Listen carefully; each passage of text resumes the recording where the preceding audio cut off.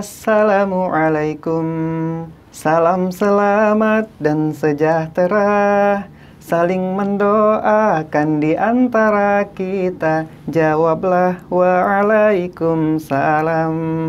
Jawablah waalaikumsalam.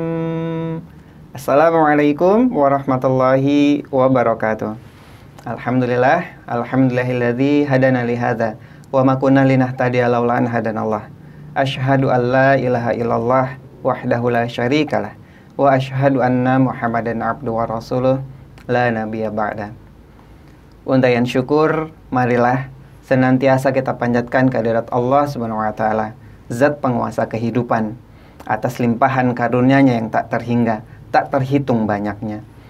Kemudian salawat beserta salam marilah kita sanjungkan kepada pemimpin terbaik sepanjang masa, sepanjang sejarah, Rasulullah Muhammad Sallallahu Alaihi Wasallam.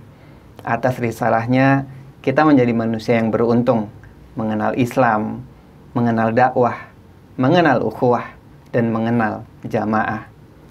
Semoga beliau senantiasa berkenan memberikan syafaatnya kepada kita, kepada umatnya. Amin ya robbal alamin. Ustaz-ustazah, ada berjuta hikmah dari sebuah kisah.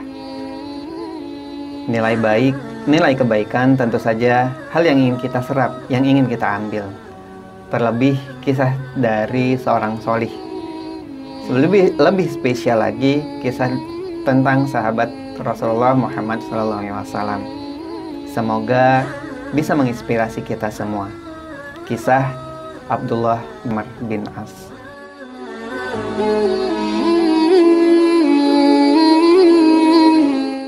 Di antara para sahabat Nabi Muhammad SAW ada seorang sahabat yang bernama Abdullah bin Amr bin As. Abdullah merupakan keturunan bangsawan, keturunan yang kaya raya. Ayahnya Amr bin As adalah seorang bangsawan. Sejak kecil Abdullah sudah menunjukkan sesuatu yang membuat ia tumbuh menjadi pemuda yang giat menjalankan ibadah, gemar membaca Al-Quran. Abdullah sangat baik, tumbuh sangat baik menjadi pemuda keturunan bangsawan. Namun baginya kekayaannya, kebangsawanannya itu merupakan hal yang sepele, tidak ada apa-apanya. Baginya, bagi Abdullah, menjalankan ibadah wajib dan sunnah itu adalah hal penting, hal yang sangat penting dibanding apapun bagi seorang muslim. Abdullah masuk Islam terlebih dahulu dibanding ayahnya. Ketika ayahnya masuk Islam, dia menjadi ahli strategi bagi pasukan muslim. Namun Abdullah tidak mau kalah dengan ayahnya, maka dia pun berjuang dan berada di garis terdepan. Sejak awal, Abdullah memfokuskan dirinya untuk menghafal Al-Quran dan memahami Al-Quran. Setiap kali ayat Al-Quran turun, maka dia berusaha untuk menghafalkannya dan memahaminya dengan baik. Sehingga pada akhirnya ketika semua ayat Al-Quran sudah turun dan sempurna, maka dia sudah mengkhatamkannya dan memahaminya dengan baik. Sepertinya Allah SWT sudah menakdirkan Abdullah Amr bin As adalah seorang yang suci dan rajin beribadah. Ketika perang yang diikutinya sudah usai, Abdullah bin Amr langsung bertamu ke rumah Allah dan mendirikan sholat. Abdullah bin Amr adalah seseorang yang selalu senantiasa berpuasa di siang hari dan juga melaksanakan sholat malam di malam hari. Lidahnya tak pernah berhenti untuk berzikir, bertasbih dan memuji Allah Subhanahu wa taala. Hal itu dilaksanakan bahkan ketika dia sudah menikah. Pada suatu kesempatan ayahnya Amr bin As itu berkunjung ke rumahnya dan bertemu dengan menantunya, yaitu istrinya Abdullah bin Amr bin As. Di sana ayahnya berkata, Amr bin As berkata, "Wahai menantuku, bagaimana keadaan suamimu?" Istri Amr bin As, istri Abdullah bin Amr itu adalah orang yang cerdas. Ayahnya Amr bin As pun cerdas, begitu juga dengan Abdullah. Istrinya menjawab, "Ayah, sepertinya Abdullah belum membutuhkan wanita. Fahamlah apa yang dimaksud. Ya, Amr bin As paham apa yang dimaksud dengan oleh menantunya tersebut. Karena cintanya kepada ibadah-ibadah sunnah yang ia lakukan semasa lajang, bahkan ia sampai tidak sempat untuk menyentuh istrinya. Amr bin As kemudian mengadukan ini kepada Rasul, sampai-sampai Rasulullah SAW itu turun tangan. Rasul memberi nasihat kepada Abdullah bin Amr, namun Abdullah bin Amr malah memohon kepada Rasul, "Ya Rasul, izinkan aku untuk menggunakan seluruh tenagaku untuk beribadah kepada Allah Subhanahu wa taala." Namun jawab Rasul, "Wahai Abdullah, jika engkau melakukan hal itu, maka badanmu akan lemah dan matamu akan sakit karena tidak tidur semalaman. Sesungguhnya badanmu punya hak, keluargamu punya hak, dan para tamu juga memiliki hak atas dirimu." Abdullah bin Amr masih bernegosiasi kepada Rasulullah SAW, sehingga Rasul memberikan beberapa batas kuantitas dalam menjalankan ibadah. Yang pertama, tentang puasanya. Selama ini Abdullah bin Amr melaksanakan puasa sepanjang hari setiap hari. Rasul menyarankan kepada Abdullah bin Amr, lakukan puasa 3 hari selama sebulan. Tapi Abdullah bin Amr menyanggah, "Ya Rasul, aku masih bisa lebih dari itu. Seminggu 2 kali, yaitu puasa Senin dan Kamis. Aku bisa lebih dari itu ya Rasul."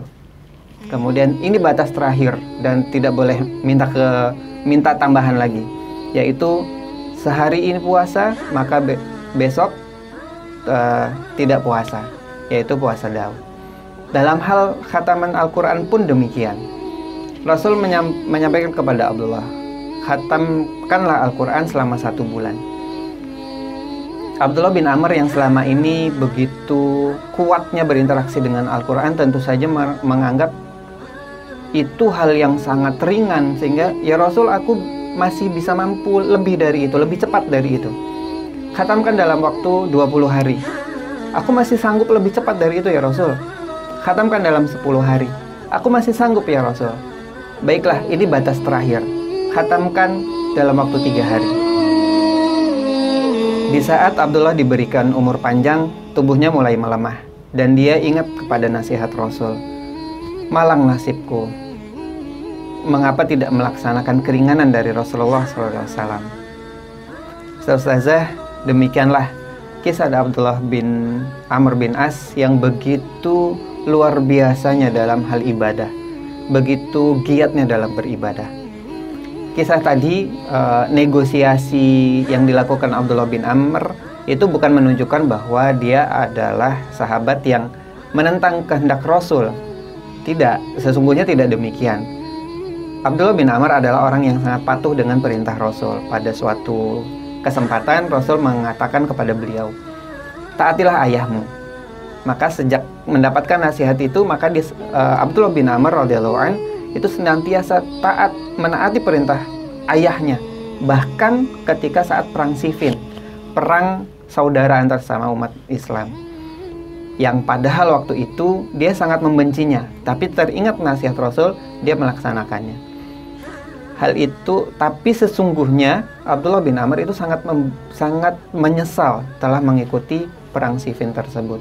Hal itu terungkap dari pernyataan beliau. "Sesungguhnya aku sangat membenci hal itu."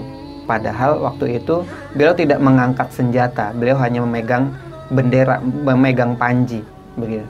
Tapi sekali lagi hal itu sangat membuatnya menyesal. Bahkan dia berharap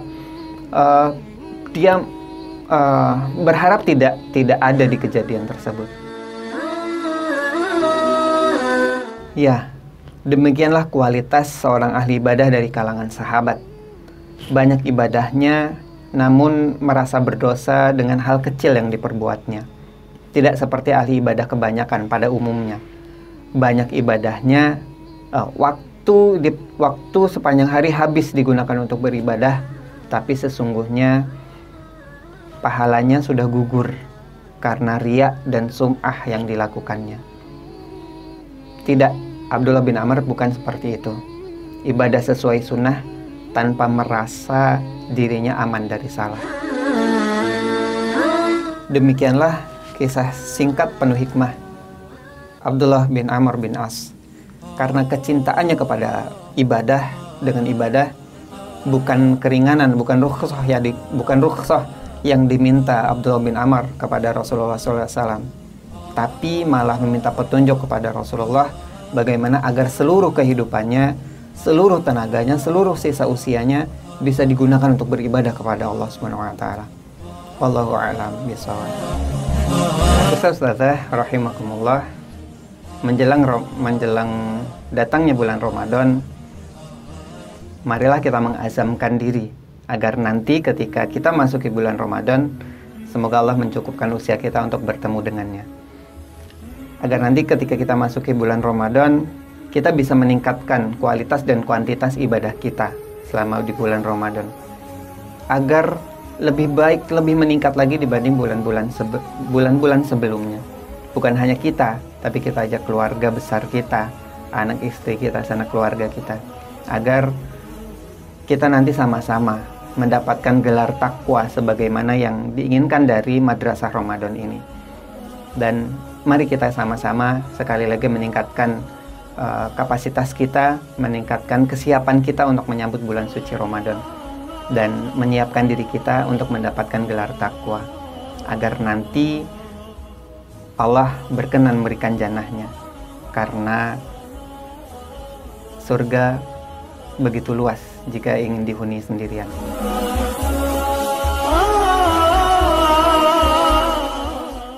Semoga Allah kelak mempertemukan kita kembali di telaganya, di jannahnya Allah Subhanahu wa taala, bercengkrama, berbincang kembali di tepi telaga, di tepi sungai, bermain air yang Allah a'lam, Masya Allah. Mudah-mudahan Allah berkenan membukakan pintu surga untuk kita semua umatnya. Dan Ustazah, jika nanti di surga Ustazah tidak menemukan wajah saya, tidak menemukan seorang Budi Kurniawan di dalamnya, sampaikan kepada Allah, kita pernah bertemu, kita pernah duduk dalam majelis yang sama, kita pernah menuntut ilmu yang sama. Subhanakallahumma bihamdik, asyhadu an la ilaha illa anta, astaghfiruka wa atubu ilaik. Mohon maaf jika ada banyak kesalahan dalam penyampaian hal ini. Assalamualaikum warahmatullahi wabarakatuh.